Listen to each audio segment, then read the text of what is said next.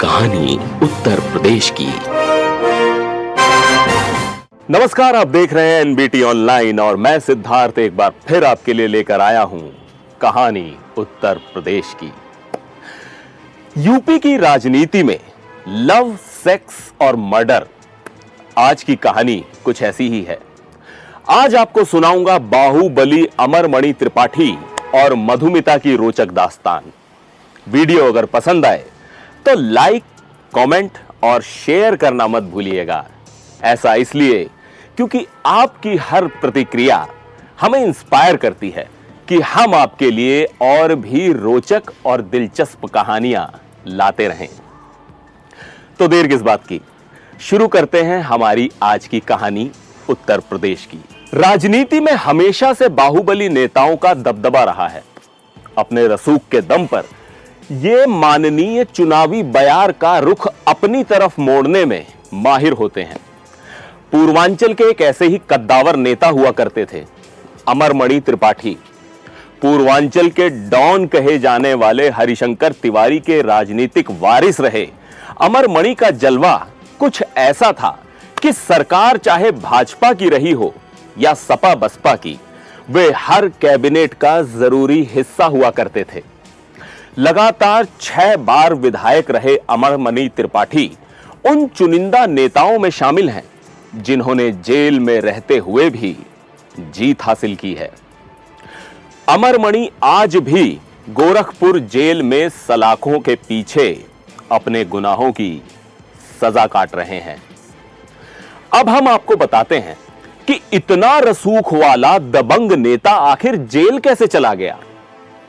वैसे तो अमरमणि त्रिपाठी का अपराध की दुनिया से हमेशा नाता रहा, लेकिन 19 साल पहले एक ऐसी बड़ी घटना हो गई थी जिसने इस बाहुबली का पूरा राजनीतिक करियर चौपट कर दिया। दरअसल 9 मई 2003 को राजधानी लखनऊ की पेपर मिल कॉलोनी में मधुमिता शुक्ला नाम की 24 वर्षीय कवयित्री की गोली मारकर हत्या कर दी गई। पोस्टमार्टम रिपोर्ट में मधुमिता के प्रेग्नेंट होने की बात सामने आई थी। डीएनए जांच में पता चला कि कवयित्री के पेट में पल रहा बच्चा अमरमणि त्रिपाठी का है। इस घटना से यूपी के सियासी हलके में भूचाल आ गया था। मधुमिता की हत्या का आरोप अमरमणि पर लगा। इस पूरी साजिश में उनकी पत्नी मधुमणि भी शामिल थी। 6 महीने के भीतर ही देहरादून फास्ट ट्रैक कोर्ट ने अमरमणि, मधुमणि समेत 4 दोषियों को उम्र कैद की सजा सुना दी। बताते हैं कि मधुमिता शुक्ल उन दिनों वीर रस की ओजपूर्ण कवयित्री हुआ करती थी। लखीमपुर खीरी की रहने वाली मधुमिता 16-17 साल की उम्र में ही बेहद चर्चित हो गई थी। वो अपनी कविताओं में देश के प्रधानमंत्री समेत तमाम बड़े नेताओं को निशाने पर रखने लगी थीं। अपने तेज तर्रार अंदाज से मशहूर हुई मधुमिता शुक्ला हिंदी कवि सम्मेलनों की शान बन गई। प्रसिद्धि बढ़ी तो उनके अंदर राजनीतिक महत्वाकांक्षाएं भी पनपने लगीं। अब यहां उसकी जिंदगी में अमरमणि त्रिपाठी की एंट्री होती है। दोनों में नजदीकियां बढ़ती हैं और शादीशुदा अमरमणि अपना दिल हार बैठते हैं। मधुमिता का नाम उस दौर के और भी कई सियासतदानों के साथ जुड़ा और वो स्टार कवयित्री बन गई। उसका कद इतना बढ़ गया था कि बड़े बड़े कवि सम्मेलनों में उसकी मर्जी चलने लगी। सब कुछ सही चल रहा था, पर एक दिन अचानक उसकी हत्या हो जाती है, जो पूर्वांचल के बाहुबली अमरमणि त्रिपाठी के पतन का कारण बन गया। पहले तो सीबीसीआईडी ने इस हत्याकांड की जांच शुरू की, पर बाद में सीबीआई को इसकी जिम्मेदारी सौंप दी गई। दरअसल विपक्षी नेताओं की शिकायत थी कि अमरमणि अपने रसूख के चलते जांच प्रभावित कर रहे थे।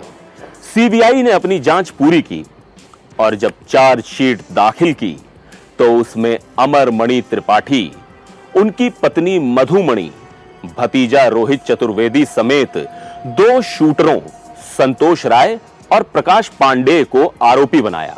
देहरादून फास्ट ट्रैक ने तेजी से इस मामले को निपटाया और प्रकाश पांडे को छोड़कर सभी लोगों को दोषी करार दे दिया। सबको उम्र कैद की सजा सुनाई गई, जबकि प्रकाश पांडे को संदेह का लाभ देते हुए बरी कर दिया गया। बाद में मामला नैनीताल हाईकोर्ट पहुंचा। हाईकोर्ट ने 2007 में निचली अदालत के फैसले को बरकरार तो रखा ही, साथ ही प्रकाश पांडे को भी उम्र कैद की सजा सुना दी। सीबीआई की चार्जशीट के मुताबिक पेपर कॉलोनी में मधुमिता अकेली रहती थी, साथ में उनका नौकर देशराज भी रहता था। घटना वाले दिन शूटर संतोष राय और प्रकाश पांडे मधुमिता के घर सुबह के वक्त पहुंचते हैं। मधुमिता उन दोनों के साथ कमरे में बैठकर बातचीत कर रही होती है, जबकि देशराज किचन में चाय बना रहा होता है। इसी दौरान गोली चलने की आवाज आती है।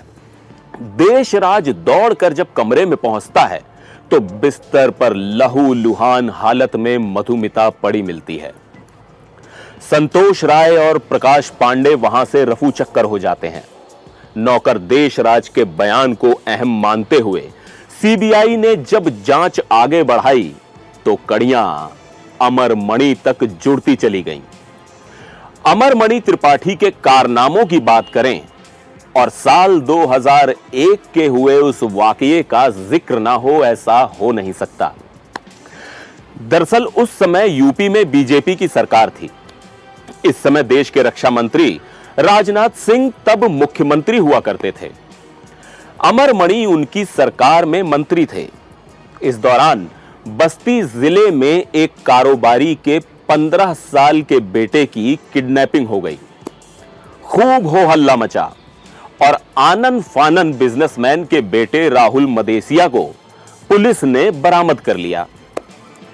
पूरे मामले की जब छानबीन हुई तो पता चला कि अपहरणकर्ताओं ने राहुल को अमरमणि के बंगले में ही छिपा रखा था।